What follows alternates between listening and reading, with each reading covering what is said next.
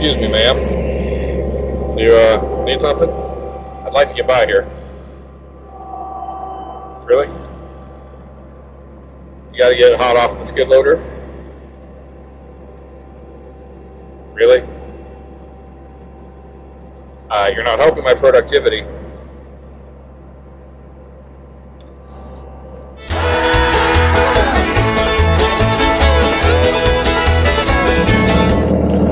So I'm not getting a real early start on this video for what I'm doing today, but what I am doing is cleaning out the barn a little bit. Not because it's awful or terrible or anything like that, but it's going to be really nice weather here this week.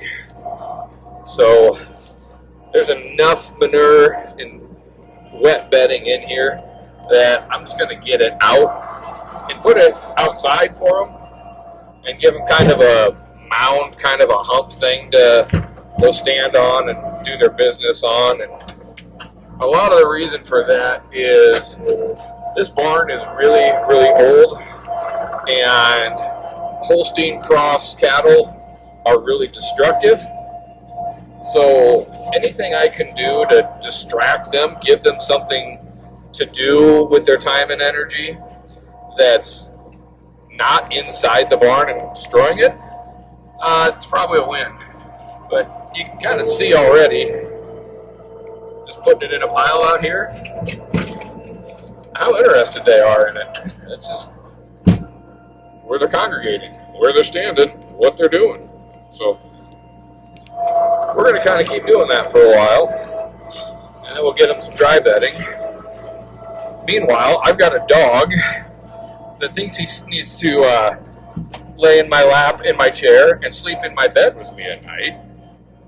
And here he is, rubbing his whole body in the manure.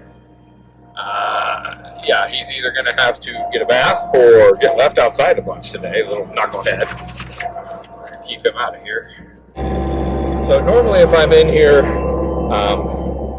getting the manure out, cleaning the barn, I'm taking it out that door there where I've got cornstalk bales stacked to act as a door, and put it right on the manure spreader and haul it right out in the field this time of year. But right now, when it was, last week, well below zero all week, and now this week it's going to be, it's already 35 at 8:30 in the morning, and it's going to get to 55 today. The field's going to be muddy. I don't want to go driving out there with the manure spreader. So if I were to clean the barn out, I would be putting it on a pile on the other side of my barn and have to scoop it up later anyway, instead of just putting it on the spreader, hauling it once, moving it once, and it's gone. But I don't know if you can really notice kind of in the bottom of some of that manure. Since it was so cold, I put extra bedding in here, and so it didn't really all get saturated. There's layers underneath here that actually stayed dry, and I'm kind of neurotic enough that I want to get that used up. So I'm putting it out here where they can go stand in it and use it up, kind of get the goodie out of that bedding that I went to all the work of putting in here, even though I'm not the one who baled it. They weren't even my corn stalks. So even though I'm kind of burying some of it here again, they will, given a couple of weeks, have that pile down pretty well flat. Instead of being shoulder high in a pile, it'll be knee high and taking up a pretty good area of that concrete floor out there, and get it good dug up, used up. I have this theory also, and for those of you that raised hogs kind of old school like I grew up doing on flat concrete, farrow to finish in one building, rather than confinements where everything's on slats and their manure just goes away. We always had our hogs potty trained. We could keep the building with dry bedding on one side where it was warmer, and then out more towards the door where it would be wetter and colder. That's where hogs would actually leave their manure. They'd go to the bathroom more there and leave their bedding dry. Now, cattle aren't that smart. They're not necessarily going to do that. But they will because it's going to be warmer out, prefer to be outside than in here. And just where they spend more of their time, that's where they're going to leave more manure. So if I get some of this nice sloppy stuff out of here, they're kind of more interested in that. And they're going to spend more of their time hanging out there and doing it. And I'm kind of trying this for the first time with this group. And it kind of works. When I feed them and it's kind of cold, they don't want to get out of bed in the morning. So after I feed them and it's cold, I'll go in there and kind of chase everybody out, get them up, look everybody over. Well, when they all get up to go to the bathroom, they all go wander over here on the mound, and they do it all right here. And it does get, some percentage of their manure out here rather than being inside the barn. And just by and large, it's that much less attention they're giving to destroying the barn in here. Let them chew and nuzzle and mill around on that manure out there rather than chew and nuzzle and mill around on my very, very old wooden walls inside the barn. I had a group of Holsteins kind of like this, not as many of them. It's been several years now. But it was weather about like this, and I gave them a fresh brown bale of bedding inside. And the next morning, when I came out to do chores, they had pushed all of that dry bedding out into a pile kind of like this, and they were all sleeping outside anyway. So about this temperature, when it's, maybe low 30s at night and gets up into the 50s, they'd kind of be out under the stars anyway. So in some ways, it's for getting them out of here and letting them enjoy the great outdoors a little more. The other thing with putting this big mound out there and they spread it out, cattle were designed by God to be on grass and not concrete. And so when we stuff them full of corn like we do, that actually swells up underneath their hooves and is hard on their hooves, and walking around on concrete all day is also hard on their hooves. Whereas if you get this manure to be nice and deep out here, it's just softer on their feet, a little easier for them to walk on. It's a little more of what they were designed to be on, more of a soft, squishy dirt than concrete. It's just amazing to me that we can keep them on concrete, stuff them with the corn that they do, and they do as well as they actually end up doing. Hey, watch out, buddy. I kind of want to put some right there. I kind of want some right there. There we go. That's where I want it.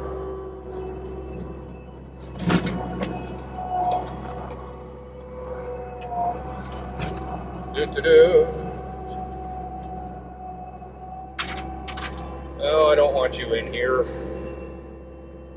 I don't want you in here. Nope, I don't. Come on, buddy. Come on, get out of here.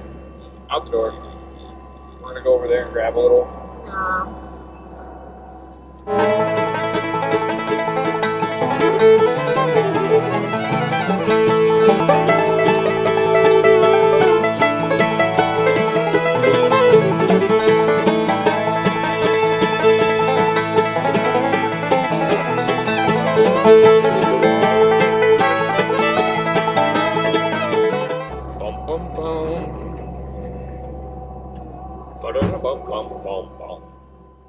Kind of feel like the Mario dungeon theme when I go underneath these chains into the dark part. Got giant dark animals running around. Bum bum bum. Ba-da-da-dum bum bum bum.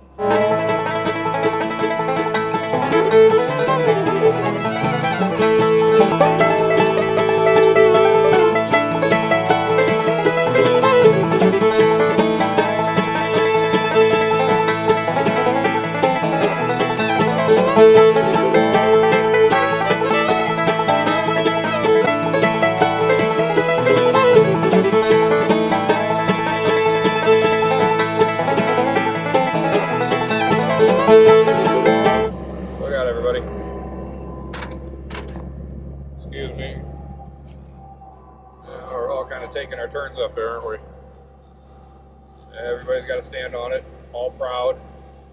Big, high and mighty prize bull, king of the mountain.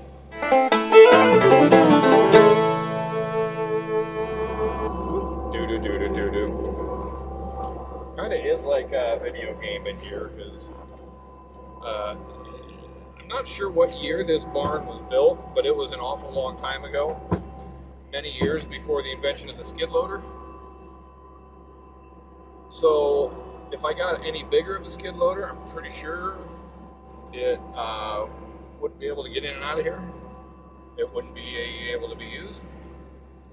So it's kind of like a video game, getting in and out of there. The difference is, instead of, Mario just falling into an abyss and dying, or running into something and you just hit game over, I actually have stuff to fix. It takes time and money that I don't really want to spend on that. A wise old farmer had said, #1 rule of farming is don't make more work for yourself. That's true. We got enough to do. Let's not make it worse.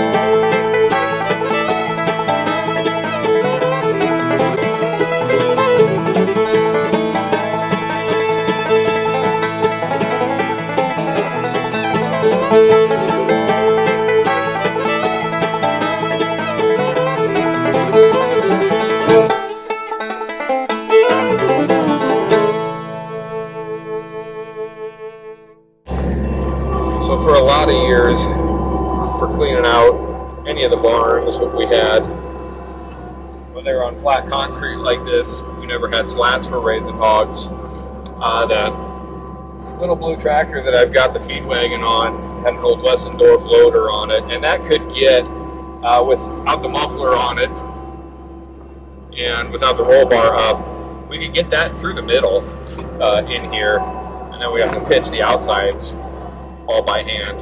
When I started using this barn for cattle again, about 7-8 years ago or whatever it's been, that was the same principle I grew up with, so that was the same principle I tried to use. Excuse me, ma'am. You need something? I'd like to get by here. Really? You gotta get it hot off the skid loader? Really?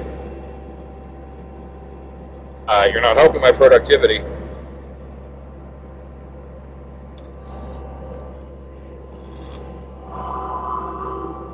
Excuse me. Get there. Alright, back up the hill. We've got a visitor in here. Oh, you were... Dude, excuse me. Excuse me. I called you ma'am. My apologies. I don't think you're transitioning. Alright, get out of here. Alright, come on. I know. Come on. Come on. Move out of the way. Come on. Alright, now to get in this little nook back here. Anyway, back to what I was saying before. When we had hogs in here for bedding, we would use sometimes grass for hogs, mostly oat straw. And when I got to cattle, it was corn stalks. And I realized that there's a big difference between cattle manure in corn stalks when you have animals that weigh about 5-6 times as much or more. And corn stalks just stick a lot better than what oat straw does. And so basically all I did was break pitchforks and get really tired trying to clean the barn out by hand. And so I got myself a tiny little skid loader that really wasn't much faster than me with a pitchfork, but at least it wasn't me with a pitchfork. And after, I don't know, 2 or 3 years of having that guy, I bought this and took the Wessendorf loader off of Dad's little blue tractor. And obviously he was somewhat skeptical of what I was doing. at the time, but he watched me clean the barn out with this thing once and didn't say it, but I think he kind of lamented not having one of these when I was a kid. Even though my grandpa suggested it at one point, that a couple of the old hog buildings that we had, but we couldn't get the tractor in one way or the other. I remember him having the conversation with my dad when I was about 10 of, you know, it really wouldn't take much to cut some holes in these walls, build doors, get a little Bobcat skid loader for that 10-year-old of yours, and these hog buildings would clean themselves out. And that would have been absolutely true. Cleaning out the hog barns, for me as a kid, was kind of the bane of my existence. But if I could have done it like this, yes please, sign me up. I don't know how many 10-year-old boys wouldn't want to run a toy like this. I mean, I'm 41 and I'm playing with a toy like this, and I get to call it a job.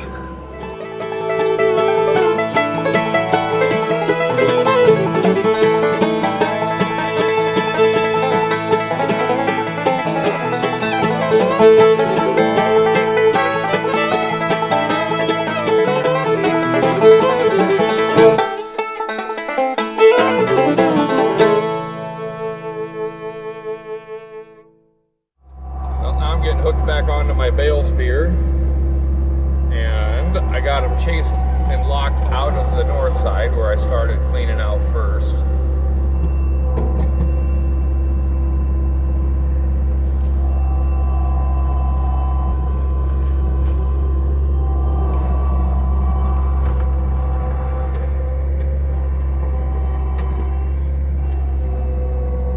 Alright, got a bale. Take that in for them. Now we're gonna get out. Hope I don't back over a dog. And in a normal world, I would have both sides locked out, so cattle wouldn't be in this side or the other side of the barn. And I would put both bales in, and then I would open up both bales, and it would take me a lot less time. The problem is when you're dealing with, you know, Holsteins and a barn that's just antiquated, I don't really trust my gates to hold them out that long. So we're gonna kind of do one side at a time, let them go lick up that concrete I just exposed on the other side. Plus they've got the mound that I just made for them. Plus, I just fed them an hour ago. So they should have plenty to keep themselves occupied and leave me alone for a few minutes to get them some bedding. I think we'll call that good enough.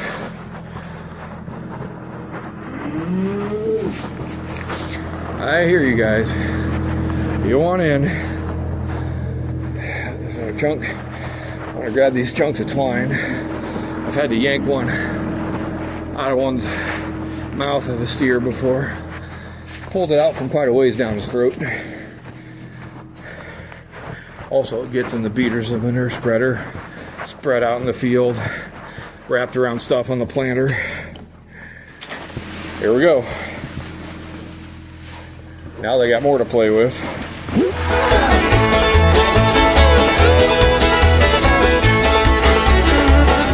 I smell skunk too now. Awesome. I smell skunk. I think we got a skunk in the barnyard. PU.